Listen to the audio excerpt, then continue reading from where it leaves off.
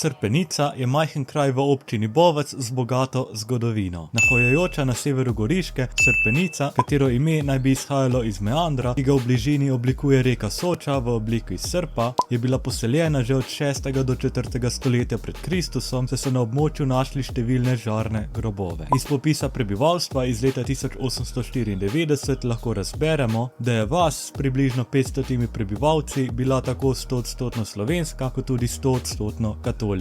Razvoj kraja se je začel v 19. stoletju, leta 1869 je bila v kraju ustanovljena prva pošta, leta 83 pa poštna hranilnica. Leta 1894 je država napeljala telegraf, s čimer je bilo to sicer majhno naselje precej modernizirano. Par dni po vstopu Italije v Prvo svetovno vojno je italijanska vojska dosegla Srpenico, kjer je postavila šotore za pehoto, trafiko, 3 bolnišnice in mrtvašnico, cerkev svetega Florjana pa so spremenili v skladišče. Domačije so izselili v Furlanijo, ko so se ti leta 1919 vrnili, pa so našli svoje domove, polja in njive uničene in izropane, Italijani pa so šotorili na najboljših travnikih. V času vojne je tu 2 meseca bival bodoči predsednik vlade in fašistični diktator Benito Mussolini. Osnovna šola je v kraju obstajala že pred letom 1850, ko pa je kraj pripadal kraljevini Italiji, je bil uveden obvezen pouk v italijanščini, učile pa so izključno italijanske učiteljice. Danes pa ima kraj 155 prebivalcev, najbolj prepoznavno podjetje pa je TKK Srpenica, ki proizvaja tesnilne mase, lepila in podobno. Domačini so tu že v 19. stoletju kopali in sušili kredo, ki so nato do Prve svetovne vojne prodajali v Italijo.